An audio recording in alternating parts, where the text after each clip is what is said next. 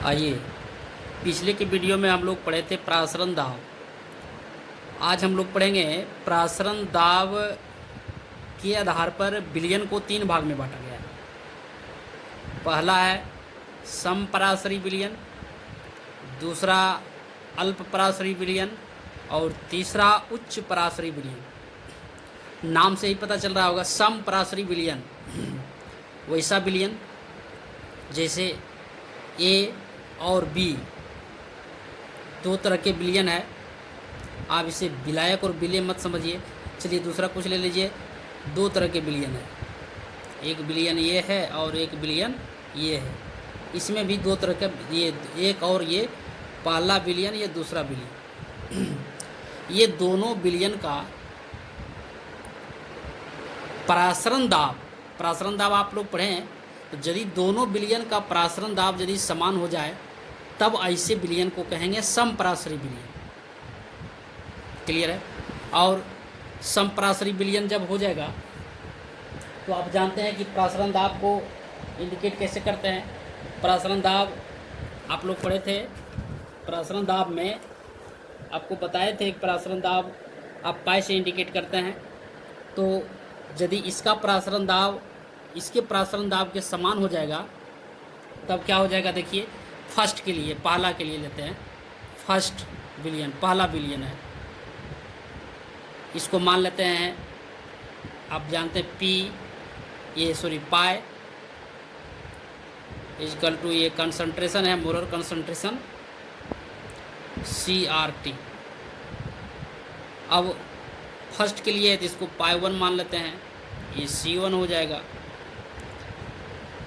इसी तरह से सेकंड के लिए क्या हो जाएगा, सेकंड विलयन के लिए ये आप देख रहे हैं कि इसके लिए समपराशरी यानी समपराशरी विलयन के लिए आप देख रहे हैं कि समपराशरी विलयन उसे कहेंगे दो विलयन जिसमें दोनों का प्रसरण दाब समान हो, दोनों का प्रासरण दाब समान हो, ओस्मोटिक प्रेशर दोनों का समान हो, तब उसे कहेंगे समपराशरी विलयन। तो समपराशरी विलयन हम मान लिए कि एक ये है, एक विलयन, दूसरा विलयन ये है। तो पहला विलयन का प्रासरण दाब पाई 1 इजक्वल टू C1 RT। दूसरा के लिए मान लिए हैं कि पाई 2 इजक्वल टू C2 RT। ठीक है। अब दोनों विलयन का प्रासरण दाब समान है, इस तब क्या करेंगे, पाई 1 इजक्वल टू पाई 2 हो जाएगा। और जब ये समान है तो फिर क्या हो जाएगा, ये भी समान हो जाएगा। यानी आइसोटोनिक के लिए, समपरासरण के लिए, समपराशरी विलयन के लिए, आइसोटोनिक के लिए पाई 1 इजक्वल टू पाई 2 हो जाएगा। और तब क्या हो जाएगा कि ये भी बराबर हो जाएगा C1 RT is equal to C2 RT। अब देखिए ये RT समाप्त हो जाएगा तो ये हो जाएगा C1 is equal to C2। यानी इसका मोलर कंसंट्रेशन भी क्या होगा, इसका समान होगा। कहने का मतलब ये हुआ कि समपराशरी विलयन में दो विलयन के बीच में यदि तुलना किया जाए तो वो दोनों विलयन का प्रासरण दाब समान होता है, उसे समपराशरी विलयन कहते हैं।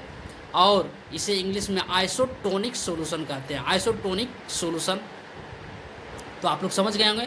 तो आइसोटोनिक सॉल्यूशन में जब ये प्रासरण दाब यदि समान होगा तो ये पाई 1 इजक्वल टू पाई 2 हो जाएगा, तो इसका मोलर कंसंट्रेशन भी बराबर होगा। अब दूसरा है अल्प पराशरी। दूसरा क्या है, अल्प पराशरी। तो देखिए अल्प पराशरी में क्या समझिएगा, इस प्रकार से समझिए। अल्प पराशरी एक ए है, फिर से ले लीजिए, एक फर्स्ट ले लीजिए और दूसरा ये ले लीजिए सेकंड विलयन है। दो तरह का विलयन है, एक पहला है और एक ये दूसरा है। ये दो विलयन है। तो दोनों विलयन में आप कैसे समझिएगा इसको, यानी अल्प पराशरी में, तो इसके बीच यदि तुलना किया जाता है तो यदि इसका प्रासरण दाब इसके तुलना में कम हो जाए, यानी कहने का मतलब ये हुआ कि एक का प्रासरण दाब 2 से कम हो जाए तो ये कहलाएगा क्या, अल्प पराशरी विलयन, हाइपोटोनिक सॉल्यूशन। इसको क्या कहेंगे? Hypotonic solution. अल्प पराशरी विलयन को इंग्लिश में बोलते हैं हाइपोटोनिक सॉल्यूशन। फिर इसका उल्टा सोचिए, यदि दो के बीच तुलना किया जाए तो एक का ज़्यादा होगा तो एक का कम होगा। तो जिसका दो का बीच यदि तुलना आप कर रहे हैं तो एक का कम होगा तो इससे ज़्यादा दूसरा का होगा। तो जिसका कम होगा उसको अल्प पराशरी विलयन, क्या कम होगा? प्रासरण दाब। जिसका कम होगा उसको अल्प पराशरी विलयन और जिसका ज़्यादा होगा उसको उच्च पराशरी विलयन। जिसका कम होगा इसको बोलेंगे हाइपोटोनिक सॉल्यूशन और जिसका ज़्यादा होगा परासरण दाब उसको बोलेंगे हाइपरटोनिक सॉल्यूशन। बस इतना ही से बात है। आइसोटोनिक मतलब बराबर, समान। हाइपोटोनिक मतलब अल्प। हाइपरटोनिक मतलब ज़्यादा। क्लियर है? तो अल्प पराशरी विलयन आप समझ गए होंगे कि दो विलयन को मैंने लिया और दोनों विलयन में जिसका प्रासरण दाब कम होगा वो क्या कहलाएगा? अल्प पराशरी विलयन। यानी एक का कम है तो एक क्या कहलाएगा? फर्स्ट वाला विलयन क्या कहलाएगा? अल्प पराशरी विलयन। ये क्या कहलाएगा? अल्प पराशरी। ये हो जाएगा आपका अल्प पराशरी विलयन। और इसको इंग्लिश में क्या बोलेंगे? इसको बोलेंगे हाइपोटोनिक सॉल्यूशन। तो ये सब थ्योरेटिकल क्वेश्चन पूछता है आपकी, अभी आपको कुछ ऑब्जेक्टिव क्वेश्चन कराएंगे, क्लियर हो जाएगा। तो इसको क्या बोलेंगे? हाइपोटोनिक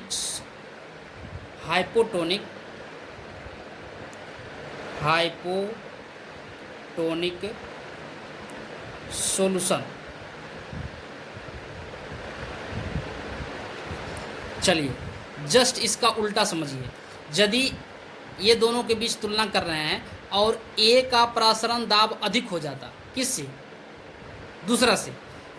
ऐसे हो जाता, एक का ही अधिक हो जाता प्रासरण दाब, किसके? दूसरा से। फर्स्ट का प्रासरण दाब सेकंड से अधिक हो जाता, तब यही विलयन, पहला वाला विलयन क्या कहलाता? उच्च पराशरी। यहाँ अल्प पराशरी कहलाया क्योंकि कम था, और जब ये अधिक हो जाता तब क्या कहलाता? उच्च पराशरी। तब क्या कहते? एक को उच्च पराशरी विलयन। उच्च पराशरी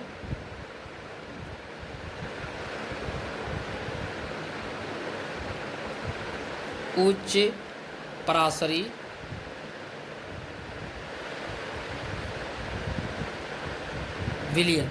और इसको इंग्लिश में बोलेंगे हाइपरटोनिक सॉल्यूशन। Hypertonic solution. तो तीन प्रकार का विलयन आप परासरण दाब के आधार पर बांटे।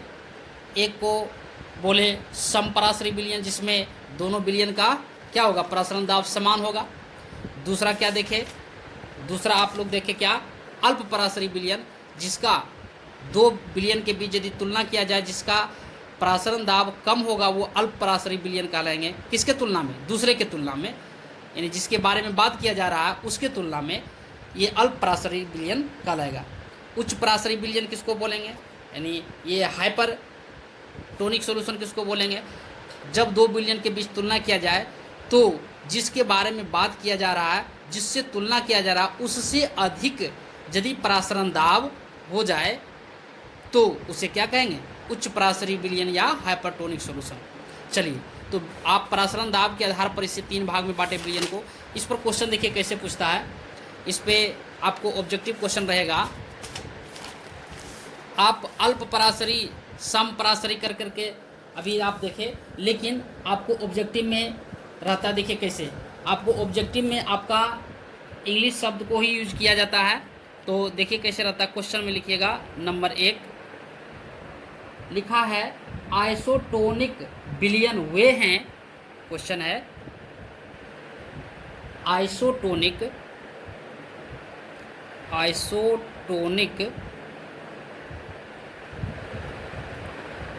विलयन वे हैं। आइसोटोनिक विलयन वे हैं जिनके बराबर होते हैं, जिनके बराबर होते हैं। क्या बराबर होता है? नंबर 1 परिसारक दाब। नंबर 1 में लिखा है परिसारक दाब। और दूसरा लिखा है हिमांक, तीसरा लिखा है क्वथनांक, और चौथा लिखा है इनमें से कोई नहीं। तो अभी आपको बताया आइसोटोनिक समपराशरी विलयन। तो देखिए यहाँ समपराशरी हिंदी में समपराशरी नहीं लिखा है, आइसोटोनिक लिख दिया है, और आइसोटोनिक को हिंदी में लिख दिया गया है। तो आपको इंग्लिश हिंदी दोनों आप याद रखिए तो अच्छा होगा, क्योंकि इंग्लिश वर्ड को ही आपको डायरेक्ट लिख देता है। तो आइसोटोनिक मतलब क्या, समपराशरी विलयन। आइसोटोनिक, हाइपोटोनिक, हाइपरटोनिक, ये तो 3 प्रकार के पड़े। पहला क्या है, आइसोटोनिक। तो आइसोटोनिक में क्या होता है, बराबर होता है प्रसारण दाब। और दूसरा क्या है, दूसरा आप पढ़े हाइपोटोनिक। तो यदि यहाँ हाइपोटोनिक कहता तो क्या हो जाता, जिसके तुलना में जिससे तुलना किया जा रहा है उससे कम प्रसारण दाब होता। और हाइपरटोनिक कहता तो जिससे तुलना किया रहा है उससे अधिक प्रसारण दाब होता। हिंदी में कहेगा तो समपराशरी विलयन, तो बराबर हो जाएगा, तनी परिसारिक दाब क्या हो जाता, ये परिसारिक दाब बराबर होते हैं। लिखा हुआ है कि आइसोटोनिक विलयन वे हैं जिनके बराबर होते हैं, क्या बराबर होता है, हिमांक, क्वथनांक, परिसारक दाब। तो यही होगा, ऑस्मोटिक प्रेशर के बारे में आपको बोला जा रहा है। चलिए और नेक्स्ट क्वेश्चन देखिए। दूसरा क्वेश्चन है विलयन में, छोटा छोटा क्वेश्चन है, ऑब्जेक्टिव क्वेश्चन। तो लिखेंगे विलयन में विलेय तथा विलायक के मोल प्रभाजों का योग होता है। ये आपको बहुत बार आया होगा, न्यूमेरिकल भी कराए थे। इसमें कहता है कि विलयन में विलेय, विलयन में विलेय तथा विलायक, विलयन में विलेय तथा विलायक के मूल प्रभाजों का योग, के मोल प्रभाजों का योग, मोल प्रभाजों का योग होता है। मोल प्रभाजों का योग होता है। लिखा है नंबर 1 में 2 होता है, नंबर 2 में 3 होता है, नंबर 3 में 0.2 होता है, और नंबर 4 में 1 होता है। क्वेश्चन पढ़िए, विलयन में विलेय तथा विलायक के मोल प्रभाजों का योग होता है 1, 2, 3, 0.2। तो आप लोग बहुत बार ऐसा यूज किए हैं। मोल प्रभाज में आप देखे होंगे कि मोलों का योग कितना होता है, बाइनरी, ट्राइनरी, क्वाटरनरी, जितने भी सॉल्यूशन है सभी के विलयन में यदि ट्राइनरी सॉल्यूशन है और आपसे पूछा जाए कि सभी विलायक में मोल प्रभाज का योग कितना होता है, तो सब का योग आपका 1 होता है। आपको बताए थे मोल प्रभाज में, आप देख लीजिएगा। चलिए और क्वेश्चन है, नेक्स्ट क्वेश्चन में किसी विलयन का वाष्प दाब होता है। क्वेश्चन लिखिएगा। तीसरा क्वेश्चन है किसी विलयन का वाष्प दाब होता है। किसी विलयन का वाष्प दाब होता है। नंबर ए ऑप्शन है शुद्ध विलायक के वाष्प दाब दबाव से ज़्यादा, शुद्ध विलायक के वाष्प दाब से ज़्यादा, से ज़्यादा। दूसरा है शुद्ध विलायक के वाष्प दाब से कम, शुद्ध विलायक के वाष्प दाब से कम। पहला क्या है, शुद्ध विलायक के वाष्प दाब से ज़्यादा, दूसरा है शुद्ध विलायक के वाष्प दाब से कम, और तीसरा आपका ऑप्शन है शुद्ध विलायक के वाष्प दाब के बराबर। तीसरा क्या है, शुद्ध विलायक के वाष्प दाब के बराबर। तो आपके पास 3 ऑप्शन है और चौथा इनमें से कोई नहीं, इनमें से कोई नहीं। देखिए क्वेश्चन में क्या है, किसी विलयन का वाष्प दाब होता है। तो विलयन का वाष्प दाब याद करिए, शुरू में शुद्ध विलायक का वाष्प दाब और विलयन का आपको बताए थे ना कि यदि आप इसमें शुद्ध पानी है तो इसका जो वाष्प दाब होगा, इसका जो वेपर प्रेशर होगा, इसका वाष्प दाब पी नोट ए से इंडिकेट करेंगे। और पानी में यदि कोई और वाष्पशील पदार्थ मिला दीजिए, मान लिया जाए सोडियम क्लोराइड, तब इसका जो ये विलयन बन गया, इसका वाष्प दाब पी ए होता है। और पी नोट ए हमेशा ज़्यादा होगा किससे, पी ए से होता है। यानी शुद्ध विलायक का वाष्प दाब हमेशा ज़्यादा होगा किससे, विलयन के वाष्प दाब से। तो इसमें क्या आंसर होगा बताइए, किसी विलयन का वाष्प दाब शुद्ध विलायक के वाष्प दाब से कम होता है। विलयन का पूछ रहा है, तो विलयन का वाष्प दाब क्या होता है, शुद्ध विलायक से कम होता है, इसका हमेशा ज़्यादा होता है। तो कहता है किसी विलयन का वाष्प दाब होता है शुद्ध विलायक के वाष्प दाब से ज़्यादा, जी नहीं, शुद्ध विलायक के वाष्प दाब से कम, जी यही होता है। तो आपका आंसर ये बी नंबर हो गया। चलिए अगला क्वेश्चन है,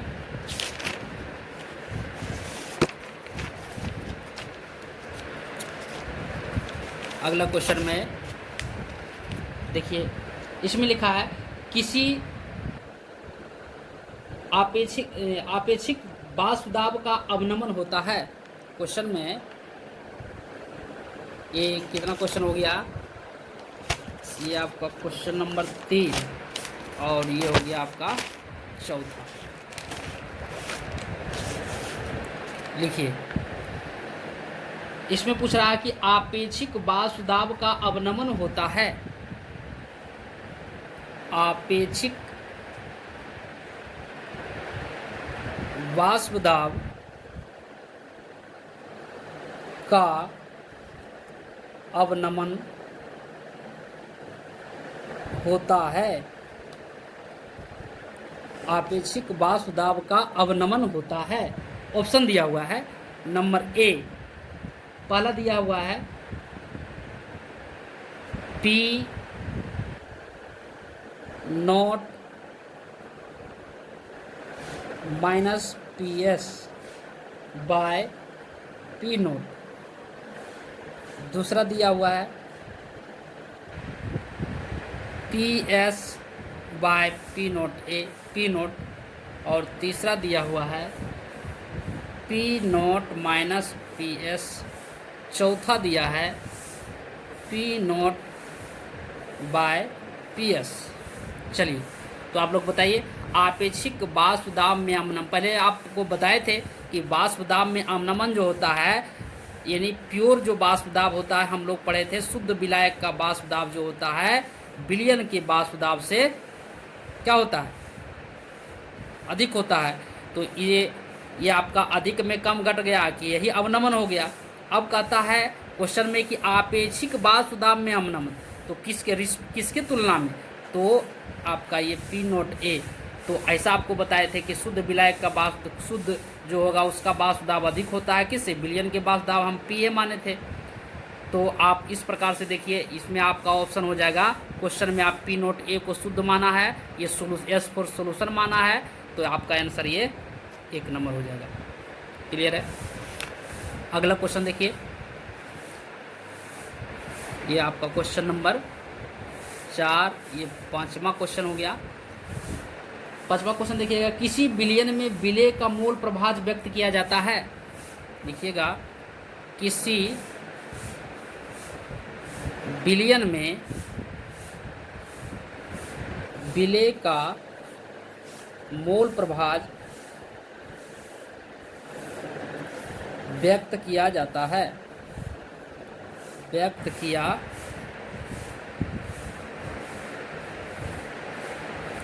जाता है। क्वेश्चन किसी विलयन में विलेय का मोल प्रभाज, विलेय का मोल प्रभाज कैसे व्यक्त करते हैं, तो ऑप्शन में लिखा हुआ है number 1 x solute by n plus capital n. दूसरा लिखा है एक्स सोल्यूट यानी विलेय बराबर n by n plus n. तीसरा लिखा है एक्स सोल्वेंट बराबर n plus n by n. और चौथा लिखा है इनमें से कोई नहीं, इनमें से कोई नहीं। तो आपसे क्या पूछ रहा है, किसी विलयन में विलेय का मोल प्रभाव व्यक्त किया जाता है। विलेय का मोल प्रभाव, तो जिसका मोल प्रभाव आपको बता दें कि यदि बाइनरी सॉल्यूशन हो, ट्राइनरी सॉल्यूशन हो, तो जिसका मोल प्रभाव आपको कहता है निकालने के लिए वो ऊपर रहता है और सभी का मोलों का योग नीचे रहता है। तो कहता है विलेय का मोल प्रभाव निकालने के लिए, तो विलेय का मोल प्रभाव आपका क्या हो जाएगा, एन। आप विलेय छोटा एन को विलेय मानिए, विलेय, तो विलेय के मोलों की संख्या बटे ये क्या होगा, कुल विलयन में कुल घटकों का मोलों की संख्या। तो आपका ये आंसर हो जाएगा n by n plus n, क्योंकि ये छोटा एन जो है विलेय का मोलों की संख्या है, बड़ा एन है क्या विलायक के मोलों की संख्या। ये दोनों क्या हो गया, जुड़ गया। तो ये आपका आंसर हो गया। अब इसी प्रकार से ऑब्जेक्टिव आपसे पूछेगा, आप पीछे का जो भी है आप क्लियर रखेंगे तो आपसे ये बनेगा। तो और भी बहुत सारा क्वेश्चन है, एक आप न्यूमेरिकल लिख लीजिए। क्वेश्चन में न्यूमेरिकल में है कि जब क्वेश्चन है, ये छठा हो गया, ये 5 आपका ऑब्जेक्टिव क्वेश्चन हुआ। एक देखिए न्यूमेरिकल कहता है कि जब 6.5 ग्राम एस्पिरिन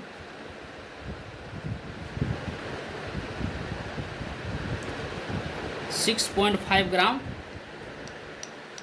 एस्पिरिन, इसका फार्मूला था C9H8O4 को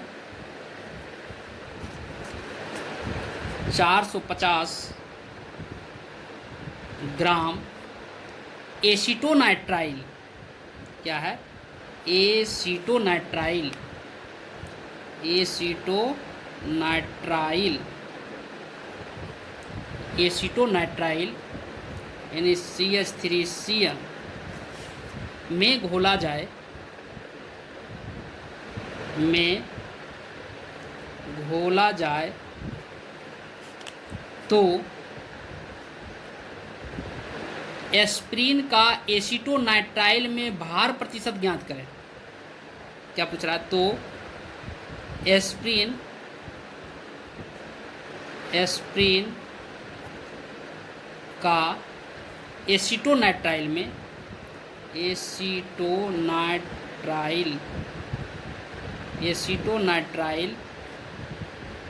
में भार प्रतिशत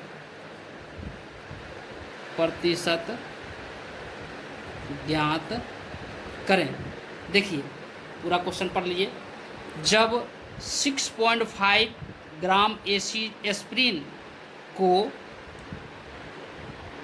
450 ग्राम एसीटोनाइट्राइल में घोला जाए तो एस्पिरिन का एसीटोनाइट्राइल में भार प्रतिशत ज्ञात करें। अब देखिए इसमें आप जानते हैं जिसका द्रव्यमान प्रतिशत यानी भार प्रतिशत निकालता है वो आपका उसका द्रव्यमान क्या है ऊपर रखेंगे, गुने 100 बटे कुल द्रव्यमान होता है। सबसे पहले देखिए क्या दिया हुआ है, इसमें आपको दिया हुआ है, इसको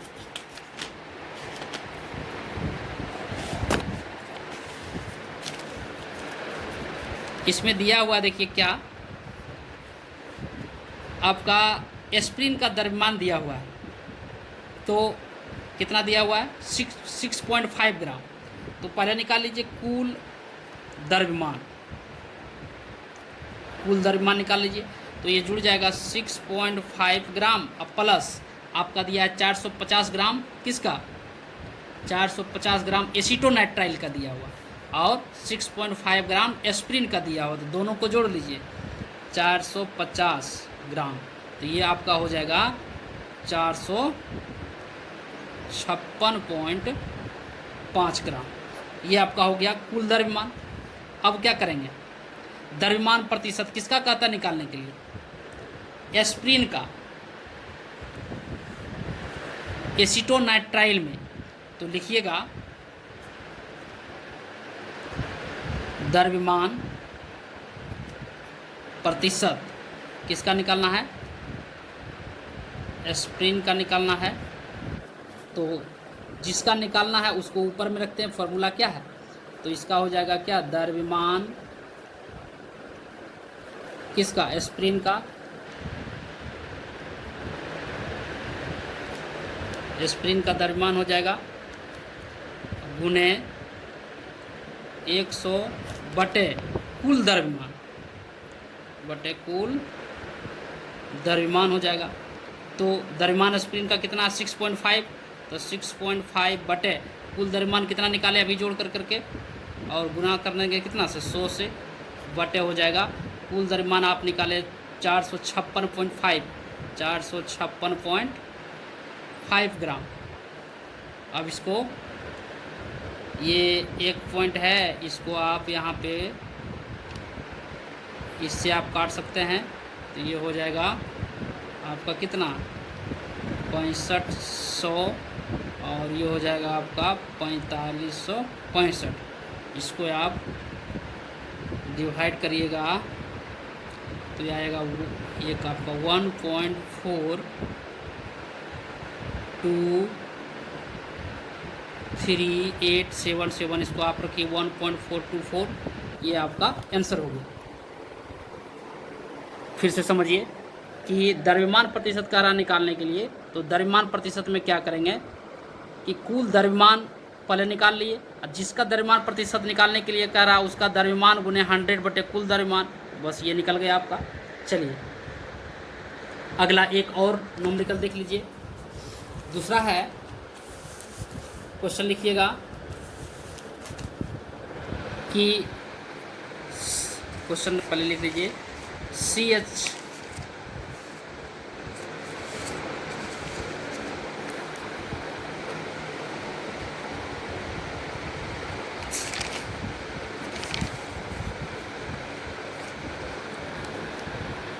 CH3 CH2 CHCl, CH3 CH2 CHCl COOH, यानी इसका नाम आपका सही है 2-क्लोरो-ब्यूटानोइक एसिड, 2-क्लोरो-ब्यूटानोइक एसिड कहता है